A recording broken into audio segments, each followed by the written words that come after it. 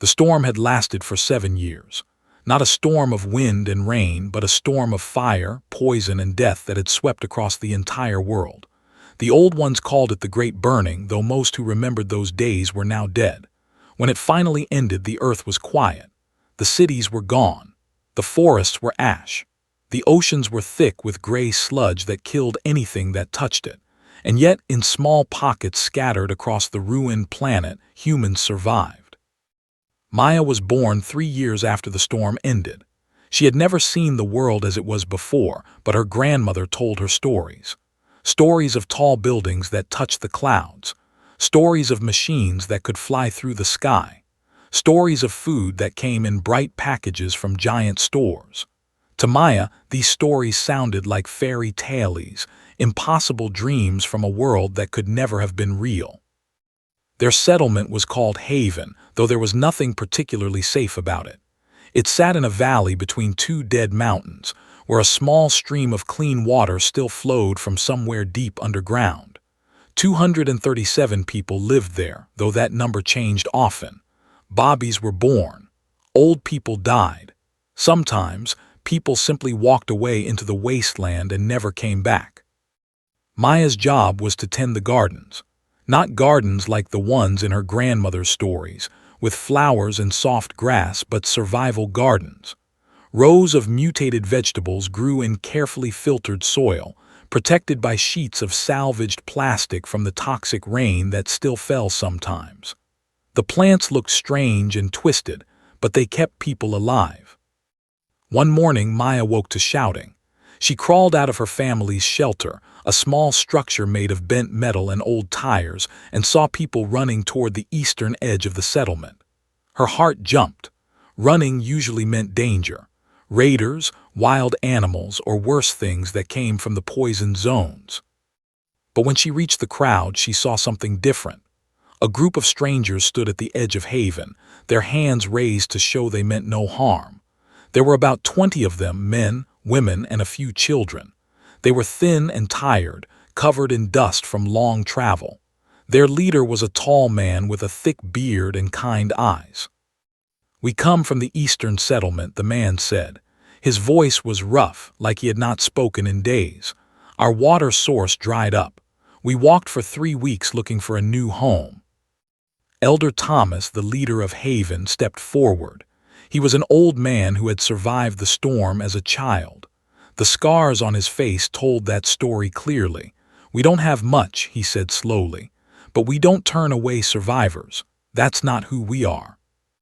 Maya watched as the strangers were led into the settlement. Some of the Haven residents looked worried. More mouths to feed, more pressure on their limited resources, but others looked hopeful. More hands to work, more minds to solve problems, more hearts to share the burden of survival. That night around the central fire, the newcomers shared their stories. They spoke of other settlements they had passed on their journey. Some were thriving, finding new ways to grow food and clean water. Others had failed, their bones scattered across the wasteland as a warning to travelers. The world was slowly waking up again, one small community at a time. One of the newcomers was a young man named Kai. He had been a child when the storm came, like Maya, and had grown up knowing only the broken world. But there was something different about him. He carried a worn notebook filled with drawings and notes, and he spoke of things that made the older people uncomfortable. "We can rebuild," Kai said, his eyes bright with determination. "Not just survive, rebuild. The old knowledge isn't lost, it's just waiting to be found again." Elder Thomas shook his head slowly. "We've tried before, son. Every time we reach too far, the world pushes back. Better to stay small, stay safe." But Kai would not be discouraged. Over the following weeks, he worked alongside everyone else, earning his place in the community. He helped in the gardens, learning from Maya about which plants could survive in the damaged soil. He helped repair shelters, showing clever ways to make them stronger. And in the evenings, he shared his ideas with anyone who would listen. Maya found herself drawn to his optimism. She had spent her whole life just trying to survive each day. The idea that they could do more than survive seemed almost impossible, but Kai made her want to believe. In his notebook, he had sketched designs for water purification systems, based on old knowledge he had gathered from ruined libraries along his journey. He had drawings of wind catchers that could generate power, and plans for greenhouses that could protect plants from toxic rain more effectively than their current methods.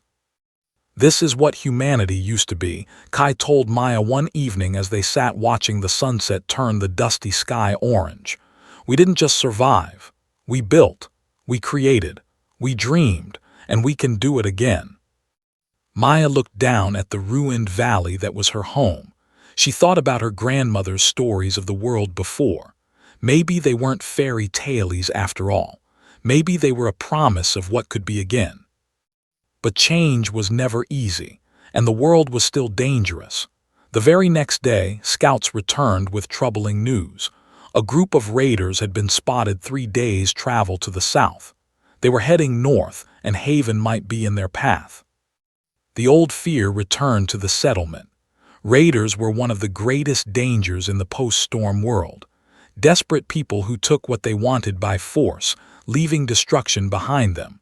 Haven had fought off raiders before, but it had cost lives each time. Elder Thomas called a meeting. "We have 2 choices," he said grimly. "We can hide everything valuable and hope they pass us by, or we can prepare to fight." Kai stood up. "There's a third choice," he said. "We can be too valuable to attack." He pulled out his notebook. "If we work together right now, we can show them something they want more than our food and water. We can show them a future." The crowd murmured. Some thought Kai was crazy. Raiders didn't care about the future. They only cared about today. But others listened. And as Kai explained his plan, even the skeptics began to wonder if maybe, just maybe, he was right. The plan was simple but bold. In the 3 days before the raiders arrived, they would build something amazing. Something that would prove that Haven was not just another desperate settlement to be raided and abandoned. They would build the first step toward a new civilization. And so the work began. Every person in Haven, from the oldest elder to the youngest child who could carry materials, joined together. They worked through the night by the light of carefully rationed torches. They worked through the burning heat of day. They worked until their hands bled and their bodies ached. Because this was what humans did. This was what had always made them special. Not their strength, for many animals were stronger. Not their speed, for many creatures were faster. But their ability to come together, to share a vision, and to work toward something greater than themselves. The storm had nearly destroyed them. The world had tried to kill them, but they had survived. And now they would do more than survive. They would begin the long journey back to what they once were, and perhaps to something even greater. The 3 days passed in a blur of exhausting work. Maya had never seen the people of Haven work so hard together. Even those who had doubted Kai's plan found themselves caught up in the shared effort. There was something powerful about building instead of just surviving. At the center of their project was the water system. Using Kai's designs from old engineering books he had found in a ruined library, they constructed a series of filters and collection tanks. It wasn't fancy. The parts were salvaged from old cars and broken machines. But when they tested it, the water that came out was cleaner than anything Haven had ever produced. "This is incredible," Elder Thomas said, holding a cup of the purified water up to the light. He could see clearly through it for the first time in years. Most water still carried a slight gray tinge from the pollution that had soaked into everything. But they didn't stop there.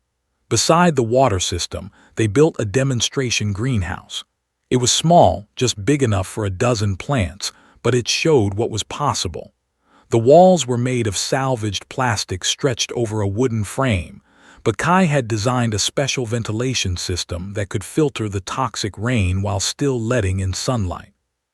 Maya worked on the greenhouse herself, carefully transplanting some of their healthiest vegetable plants into the protected space. She understood now why Kai believed so strongly in this approach.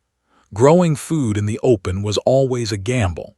Every toxic rainstorm could destroy weeks of work, but inside the greenhouse, the plants would be safe. On the morning of the third day, the scouts came running. The raiders were close, maybe just a few hours away. Maya's heart pounded as she looked around at what they had built. It seemed so fragile now, so easy to destroy. Had they made a terrible mistake?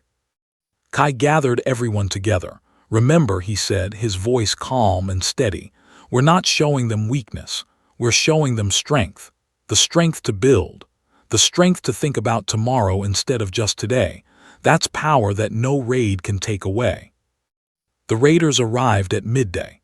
There were about 50 of them, rough men and women carrying clubs and rusted blades. Their leader was a massive woman with a shaved head and scars covering her arms. She walked at the front of the group, studying Haven with cold, calculating eyes. Maya noticed that the raiders looked tired.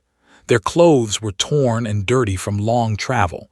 Some of them were thin, almost as thin as the newcomers who had arrived at Haven weeks ago. These weren't monsters. They were desperate people, just like everyone else. The raider leader stopped at the edge of the settlement. She looked at the water system, then at the greenhouse, then at the people of Haven who stood watching her. No one ran. No one hid. They just stood there, waiting. "What is this?" the leader demanded, gesturing at the new structures. Elder Thomas stepped forward with Kai beside him. "This is the future," Elder Thomas said, "and we're offering to share it with you." The raider leader laughed, but there was no humor in it. "We don't need your charity, old man. We take what we need." Kai spoke up. "You could take our food, our water, everything we have, and in a month you'd be hungry and thirsty again, looking for the next settlement to raid." He pointed at the water system. "Or you could learn how to build this. You could have clean water wherever you go. You could stop being raiders and start being builders." The raider leader stared at him for a long moment. Around her, some of the other raiders were looking at the water system with interest. They had seen many settlements in their travels, but they had never seen anything like this. "Why would you help us?" the leader asked suspiciously. "We came here to take everything you have." "Because the old way doesn't work," Kai said simply. "Raiders attack settlements. Settlements fight back. Everyone gets weaker. The world stays broken. But if we work together, we can fix things, not just for us but for everyone." Maya watched the raiders carefully. She could see doubt on some of their faces. These were people who had spent years surviving through violence. The idea of another way was strange and frightening to them, but she could also see hope, small glimmers of it, like the first rays of sunlight after a storm. The leader was quiet for a long time. Then she turned and looked at her people. "What do you think?" she asked them. A young raider, barely older than Maya, spoke up. "I'm tired of fighting." His voice was rough but honest. "I'm tired of being afraid all the time. If there's another way, I want to try it." Other raiders nodded. Not all of them, but enough. The leader turned back to face Haven. "My name is Vera," she said. "If you're serious about this, we'll stay. We'll learn, but if this is a trick, you'll regret it." Elder Thomas nodded. "No tricks, just hard work and hope. Welcome to Haven." The transition wasn't easy. The people of Haven were suspicious of the raiders at first, and the raiders struggled to adjust to a life without violence. There were arguments and misunderstandings.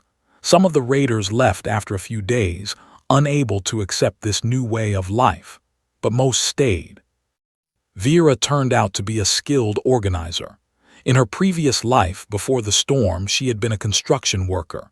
She knew how to manage people and materials, how to turn plans into reality.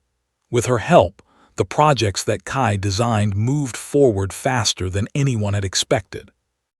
Within a month, Haven had built 3 more greenhouses and expanded its water purification system. The new arrivals, both the refugees from the eastern settlement and the former raiders, had brought skills that Haven desperately needed. A former mechanic figured out how to repair their broken tools. A woman who had been a nurse before the storm began teaching basic medicine to the younger generation. Maya worked alongside everyone, learning as much as she could. She discovered that she had a natural talent for engineering. She could look at Kai's designs and see ways to make them simpler, using fewer materials while achieving the same results. Together, they made a good team. "We should share this," Maya said one evening, "not just with people who come to us. We should go out and find other settlements.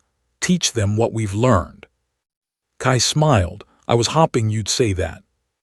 They brought the idea to Elder Thomas and Vera, who now shared leadership of the growing community. The response was cautiously positive. The world outside was still dangerous, but if they could spread their knowledge, they might be able to change it. A small team was assembled. Maya, Kai, and 4 others would travel to nearby settlements with copies of the plans and samples of seeds from their most successful plants. They would offer to teach anyone who wanted to learn. On the morning they left, the entire community gathered to see them off. Elder Thomas placed his hand on Maya's shoulder. "Your grandmother would be proud," he said quietly. "She always believed we could be more than survivors." Maya felt tears in her eyes. She thought about all of her grandmother's stories, all those impossible tales of the world before. Now, she was part of the story that would be told to future generations. The story of how humanity refused to give up, even when everything seemed lost. The team walked out of Haven as the sun rose over the dead mountains. Behind them, the settlement was alive with activity. People building, growing, learning. Ahead of them, the wasteland stretched out, empty and silent. But it wouldn't be silent for long. Humanity was waking up, and nothing, not even the end of the world, could keep them down forever. The journey was harder than Maya had expected. Even with maps copied from Kai's notebook, finding safe paths through the wasteland was difficult. The landscape had changed so much during the storm that old roads led nowhere, and familiar landmarks had been erased. Entire cities had been reduced to twisted metal and broken concrete. They traveled during the early morning and late evening when the sun was less brutal. During the heat of midday, they rested in whatever shade they could find. At night, they took turns keeping watch, listening for the sounds of danger in the darkness.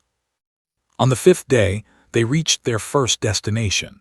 It was a small settlement called Dustfall, built in the ruins of what had once been a shopping mall. The remaining structure provided shelter from the elements, and the people there had done their best to create something livable within its broken walls. The reaction to their arrival was mixed.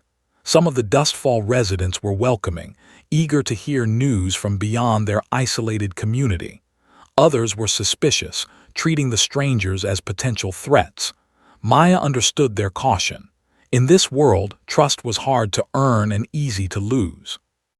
Their leader was a practical woman named Lena, who had survived the storm by hiding in a basement for 3 months. She listened carefully as Kai explained what they had come to offer. "You're saying you can teach us to clean water like that?" Lena asked, examining the sample they had brought. Currently, Dustfall relied on boiling water multiple times, a process that used precious fuel and still didn't remove all the contamination. "Not just clean water," Kai said. "Protected growing spaces, better shelters, even basic medicine. All the knowledge that was lost in the storm, we're trying to recover it." "Why?" Lena's question was blunt. "What do you want in return?" Maya stepped forward. "We want you to pass it on. Learn from us, then teach others. We can't reach every settlement, but if each community that learns teaches 2 more, eventually everyone will have this knowledge." Lena considered this for a long moment. Then she nodded slowly. "All right, show us what you know." They spent 2 weeks at Dustfall. Maya was surprised by how quickly the residents learned. These were people who had spent years solving impossible problems with limited resources. Once they understood the basic principles, they adapted the designs to work with materials they had available locally. A young man named Jin was particularly clever. He modified Kai's water filter design to work with the specific type of contamination in their local water supply. His version was actually more efficient than the original. "This is exactly what we hoped for," Kai told Maya one evening. "We're not just spreading knowledge, we're helping it grow. Each settlement will add something new."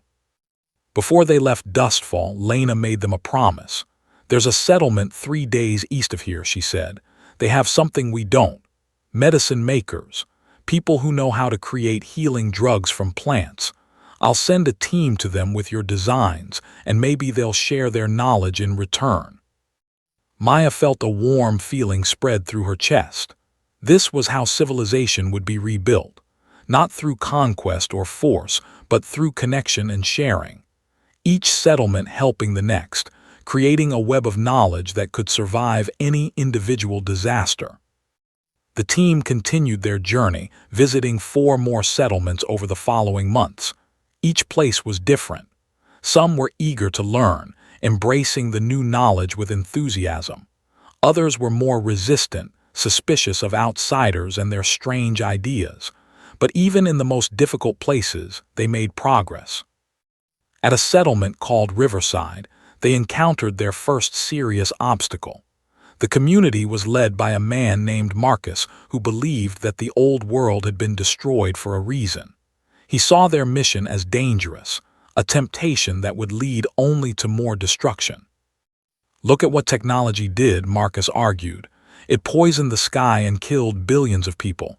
We should stay simple, stay humble, let the earth heal." Maya understood his fear. The Great Burning had been caused by human weapons, human machines, human mistakes. It was natural to be afraid of repeating those errors. But she also saw the children in Riverside. They were thin and often sick. Without better knowledge, without the ability to produce clean food and water, many of them would not survive to adulthood. Staying simple meant staying vulnerable. "It wasn't the knowledge that destroyed the old world," Maya said gently. "It was how people used it. We're not teaching anyone to build weapons. We're teaching them to grow food, to heal the sick, to survive." Marcus was not convinced, but not everyone in Riverside agreed with him. Several younger members of the community approached Maya's team in secret, asking to learn what they could. "We can't stay here," Kai said. "We don't want to cause a conflict, but maybe we can leave something behind." They gave copies of their plans to those who wanted them, along with seeds and instructions. Then they moved on, hoping that eventually even Riverside would come to see the value of what they offered. After 6 months of traveling, the team returned to Haven. They were tired, sunburned, and thinner than when they had left, but they carried new knowledge with them, ideas and techniques they had learned from the settlements they visited. Haven itself had changed in their absence. The community had grown to nearly 500 people. New structures had been built, including a proper meeting hall where people could gather to share ideas and make decisions. A school had been started, where children learned reading, writing, and basic science alongside survival skills. Elder Thomas greeted them with tears in his eyes. "You did it," he said. "Word is spreading. 3 settlements have already sent messengers asking to learn from us." "It's just the beginning," Maya said. "There's so much more to do." That night, around the central fire that still burned in Haven, stories were shared. The travelers told of what they had seen and learned. The people who had stayed told of the progress they had made, and everyone looked toward the future with something that had been rare since the storm. Hoping. Maya's grandmother had died while she was away. It hurt more than she had expected. But as she listened to the others talking, she realized that her grandmother's dream was coming true. The world was healing. Humanity was rebuilding. The stories that had seemed like fairy tales were becoming reality again. And this was only the beginning. 5 years passed. They were not easy years. The world was still dangerous, still broken, still struggling to heal. But things were changing in ways that would have seemed impossible before. Haven had become something more than a settlement. It was now the center of a growing network of communities connected by shared knowledge and mutual support. They called it the Renewal, a word that captured their hope for what humanity could become. Maya, now 23 years old, had become one of the leaders of this movement. She traveled constantly, visiting settlements across what had once been several states, helping them solve problems and connecting them with others who could help. Kai remained her partner in this work, though he spent more time in Haven now, training the next generation of builders and engineers. One day, a messenger arrived with extraordinary news. A settlement far to the west had discovered something remarkable. In the ruins of an old university, they had found a library that had survived the storm largely intact. Thousands of books, protected by concrete walls and an underground bunker, waiting to be rediscovered. Maya set out immediately with a team of scholars, people who could read well and understand the old knowledge. The journey took 3 weeks, crossing terrain that was still hostile and unpredictable.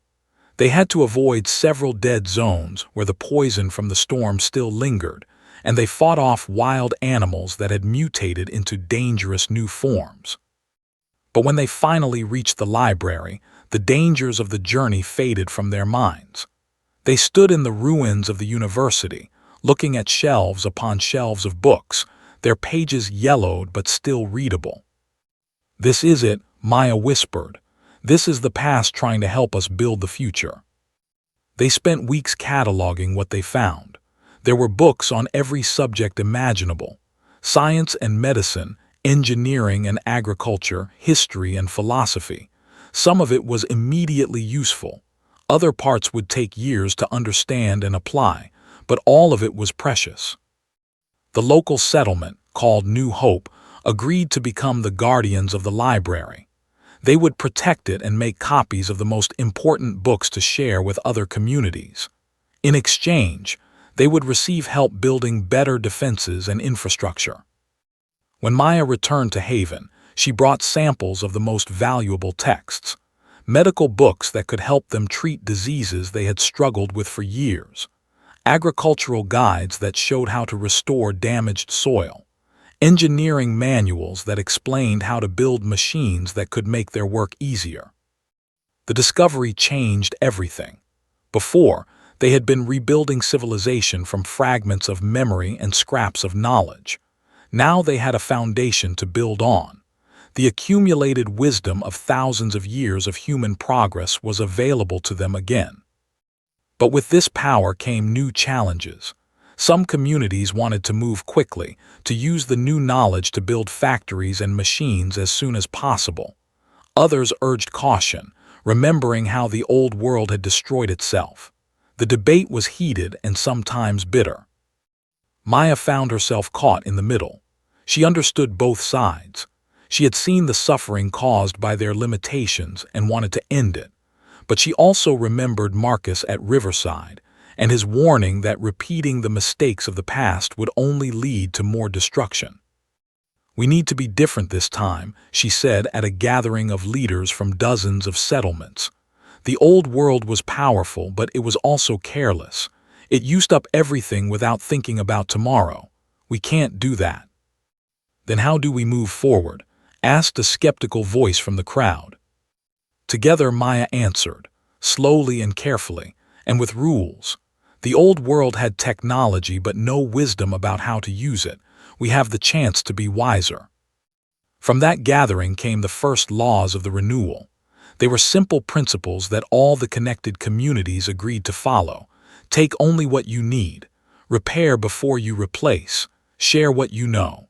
Protect the land and water for those who come after. Not everyone agreed with these rules.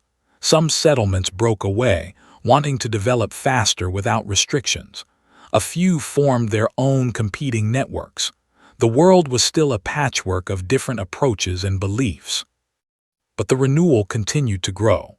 By the end of the 5th year after Maya's first journey, it included over 100 communities spread across thousands of miles. Trade routes connected them, allowing the exchange of goods and ideas. Travelers moved between settlements, bringing news and knowledge. Conflicts were resolved through negotiation instead of violence, at least most of the time. Vera, the former raider leader, became one of the most respected voices in the network. She had spent years atoning for her past by protecting travelers and helping to establish safe routes between communities. Her fighters, once feared as destroyers, were now known as guardians. Lena from Dustfall had expanded her settlement into a major center for training new engineers. Jin, the young man who had improved Kai's water filter, had developed dozens more inventions and was teaching others to do the same. Even Riverside had eventually joined the network, after Marcus died and younger leaders took over. Maya stood on a hill overlooking Haven on the 5th anniversary of her first journey. The settlement below her was barely recognizable. Stone buildings had replaced the old shelters. Windmills turned slowly on the heights, generating power. The garden stretched out in neat rows, protected by proper greenhouses. Kai joined her on the hill. "We did this," he said quietly. "Not just us, but we helped start it." Maya nodded. "But we're not finished. We've learned how to survive. Now we need to learn how to live." She looked at the stars appearing in the darkening sky. Her grandmother had told her stories about how people once traveled among those stars. It had seemed like the most impossible fairy tale of all. But now, watching the progress they had made in just 5 years, she was not so sure. Maybe someday, she thought, if they were patient, if they were wise, if they kept working together. Maybe someday, humanity would reach the stars again. 20 years had passed since the founding of the Renewal. Maya was now in her 40s, her dark hair streaked with gray, her face lined by years of hard work and constant travel.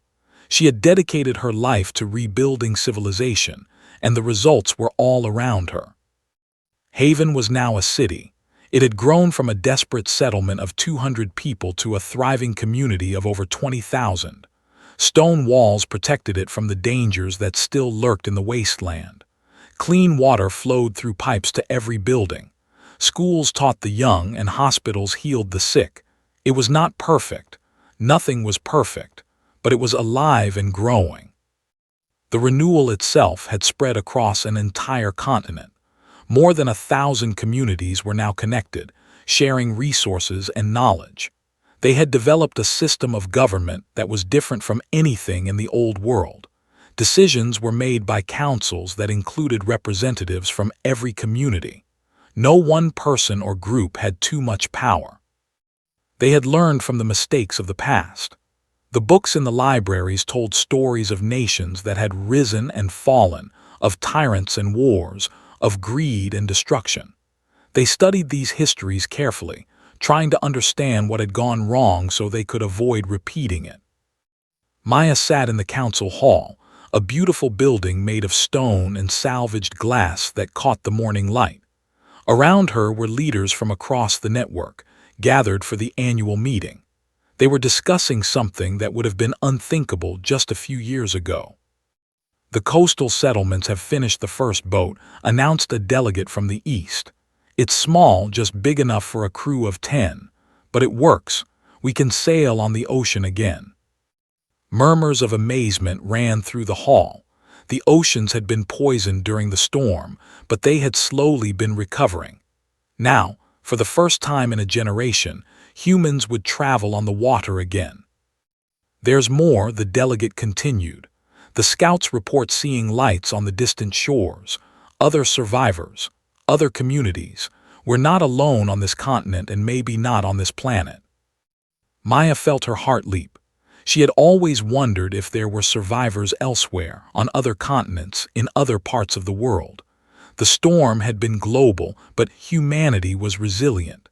It made sense that others had found ways to survive. "We should reach out to them," she said. "Share what we've learned. Learn what they know. We've spent 20 years rebuilding one piece of the world.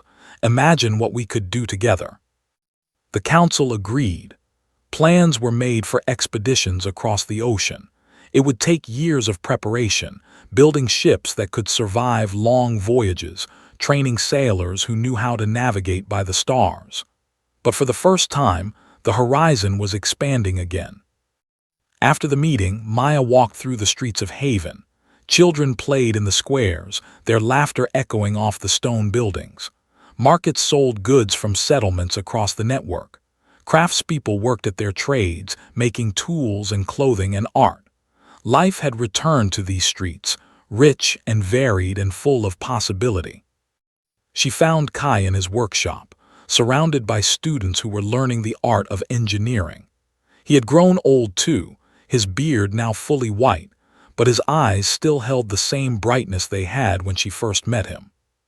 "Did you hear?" she asked. "We're going to cross the ocean." Kai smiled. "I heard.